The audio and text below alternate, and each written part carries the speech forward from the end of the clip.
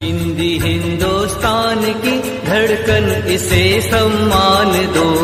हिंदी हिंदुस्तान की धड़कन, इसे सम्मान दो। मातृभाषा मातृभूमि का नहीं अपमान हो, ना कभी अपमान हो।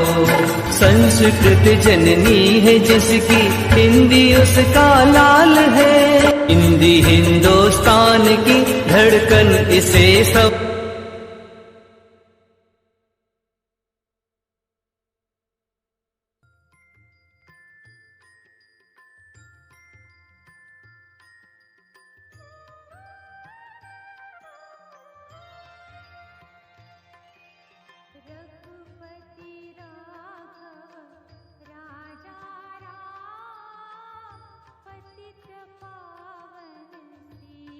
नंदन पंत युगान कविता से युवान काव्य संग्रह से लिया गया उनका बापू के शीर्षक कविता की अगली कड़ी में हम फिर उपस्थित हैं बच्चों। अभी बापू की स्तुति सुमित्रा नंदन पंत इस शीर्षक कविता में कर रहे हैं। उसमें आगे लिखते हैं वो कि साम्राज्यवाद था कंस, बंदनी मानवता पश बलाक्रांत।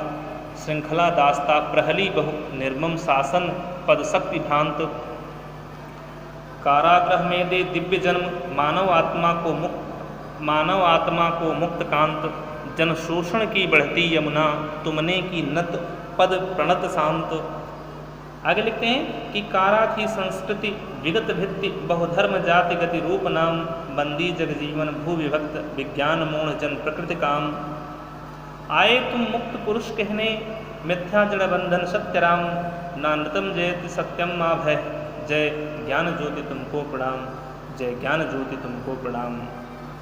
यहाँ इन पंक्तियों में बच्चों गांधी सुमित्रा नंदन पंत ने यह स्पष्ट करने का प्रयास किया है कि महात्मा गांधी ने कैसे विदेशियों को भगाकर इस भारतवर्ष को मुक्त कराया, इसे आज़ादी दिलाई। लिखते हैं साम्राज्यवाद था कंस, अंग्रेजी साम्राज्यवाद भारतवासियों के लिए कंस के समान था, बंदनी मानवता। और भारतवासी जेल की कैदी पशु बलाक्रांत। बंदनी कौन थी? देवकी थी कंस की। तो वही से लिखते हैं कि भारतवासी जो हैं वो जेल की कैदी देवकी के समान वो बड़े ही पीड़ित हो रहे थे। और पशु बलाक्रांत मानवता, भारतीय मानवता अंग्रेजी साम्राज्यवाद पर आधारित अत्याचारों से अत्यंत पीड़ित हो रही थी। उसे शोषित किया जा रहा था, उसका शोषण हो रहा था, उसे सताया जा रहा था।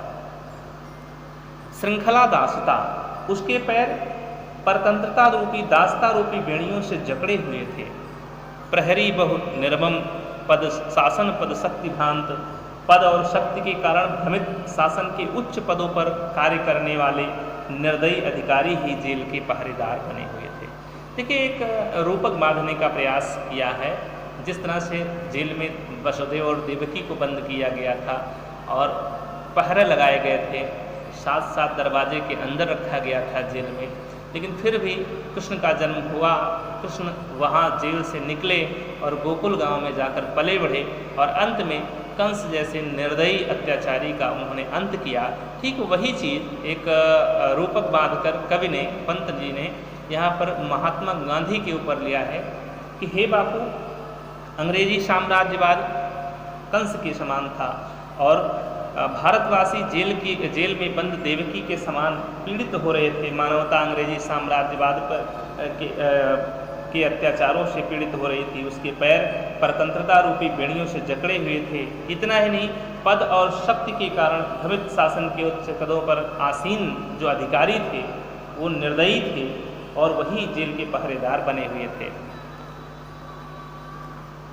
आगे लिखते हैं, कारागृह में दे दिव्य जन्म। जिस प्रकार देवकी ने कृष्ण को जेल में जन्म देकर कंस मानव आत्मा को मुक्त कंस के अत्याचारों से मुक्त कराया था, जनता को कंस के अत्याचारों का दमन करा था, उसी प्रकार हे बापू, तुमने भी देश के कल्याण के लिए कई बार जेल की यात्रा की और जेल की यात्रा करके मानव जाति को, मानव आत्मा को मानव जाति को मुक्त कराने का काम किया।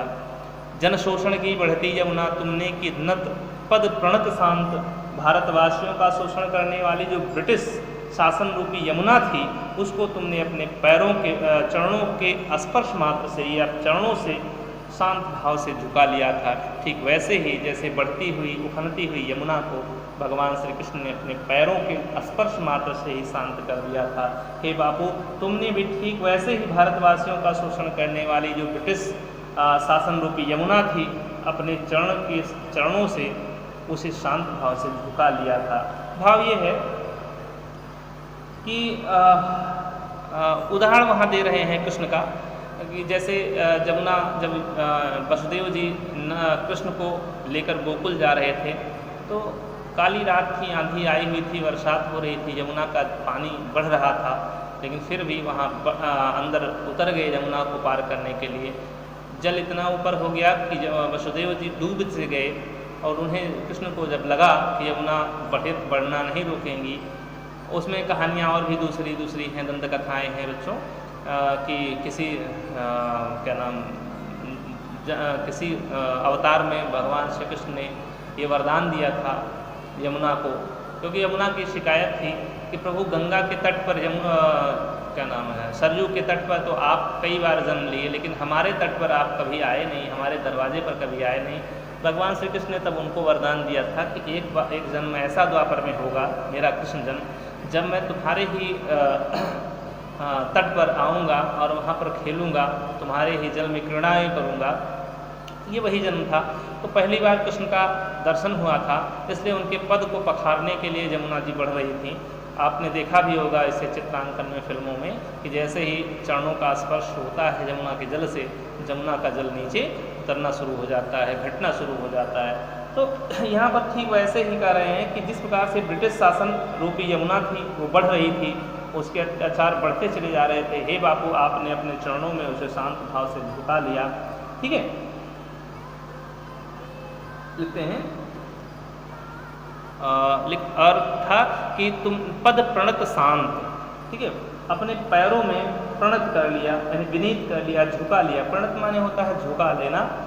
झुकाने के साथ ही भारत देश कंस जैसे आतताई शासक से मुक्त हो गया था, यानी अंग्रेजी शासन जब उसके चरणों में बाबू के झुक गई, तो जिस प्रकार से कंस के अत्याचार से मथुरा मुक्त हो गई थी, ठीक वैसे ही भारत देश भी अंग्रेजी शासन से, अंग्रेजों के अत्याचार से मुक्त हो गई थी। इन पंक्तियों में बच्चों कवि ने विदेशी शासन के अत्याचार और शोषण का चित्रण करने का प्रयास किया है। इतना नहीं, सुमित्रानंदन पंत ने बापू को ईश्वर का अवतार मानकर उन्हें युग पुरुष के रूप में भी यहाँ चित्रित किया है। कारा की संस्कृत विगत भित्ति, हमारी संस्कृति, पंत जी आगे लिखते हैं कि हमारी संस्कृति काफ़ी लंबे समय से बंधनी थी, कारागार में बंद थी, अर्थात यहाँ सब कुछ विदेशियों की इच्छा के अनुसार ही होता था। बहुधर्म जाति गति रूप नाम, हमें अपनी सभ्यता और संस्कृति के अनुरूप कुछ भी करने की आज़ादी नहीं थी। हमारे बीच में बहुत से धर्म, जाति, ऊंच नीच, गोरे काले की अनेक दीवारें खड़ी थी जो हमारी प्रगति में बाधक थीं, हमारी प्रगति में बाधा डाल रही थी। इस प्रकार बंदी जगजीवन, इस प्रकार संपूर्ण सामान्य जनजीवन बंदी था, कैद में था। भू विभक्त पूरी धरती क्षेत्रीयता और भाषावाद के आधार पर बटी हुई थी, विभक्त थी। विज्ञान मूढ़ जन प्रकृति काम, और विज्ञान की प्रगति के कारण विवेकहीन मनुष्य प्रकृति को अपनी इच्छानुसार संचालित करने का प्रयत्न कर रहा था। ऐसी विषम परिस्थितियों में आए तुम मुक्त पुरुष कहने मिथ्या जड़ बंधन सत्यराम। ऐसी विषम परिस्थितियों में हे महात्मा गांधी, आप हमारे मध्य जीवन मुक्त योगी के रूप में अवतरित हुए। ये कहने के लिए मानवता को उपयुक्त विसंगति से, जो अभी बताया गया, उपर्युक्त विसंगति से मुक्त करने के लिए और हमें यह संदेश देने के लिए आप हमारे मध्य अवतरित हुए कि संसार में मिथ्या जड़बंधन, ये संसार में जितने भी रिश्ते नाते हैं सब झूठे हैं, सब व्यर्थ हैं, सब बेकार हैं। सत्य राम, यदि संसार में कोई चीज़ सत्य है, शाश्वत है, तो वह है राम का नाम। नानृतम जयत सत्यम मा भय, यहाँ नानृतम, ना अनृतम, दो शब्द छुपा हुआ है इसमें। ना माने नहीं, अनृत माने असत्य। यहाँ असत्य की नहीं, जयत सत्यम, केवल सत्य की ही विजय होती है। माँ भय, इसलिए डर मत करो, भय मत करो। ज्ञान ज्योति, जय ज्ञान ज्योति तुमको प्रणाम, ऐसी ज्ञान की ज्योति जगाने वाले हे ज्योति पुरुष महात्मा गांधी, तुमको प्रणाम। हम आपको प्रणाम करते हैं, बार बार प्रणाम करते हैं। इन पंक्तियों में कवि ने तत्कालीन सामाजिक, राजनैतिक, सांस्कृतिक परिस्थितियों की यथास्थिति का उल्लेख किया। मुक्त पुरुष और ज्ञान ज्योति कहकर पंत ने महात्मा गांधी को अवतारी पुरुष के रूप में फिर चित्रित करने का यहाँ प्रयास किया। भाषा संस्कृत निष्ठ खड़ी बोली हिंदी है, रूपक अनुप्रास अलंकार है, शांत रस है, अविधा लक्षणा सब शक्ति है और प्रसाद गुण है।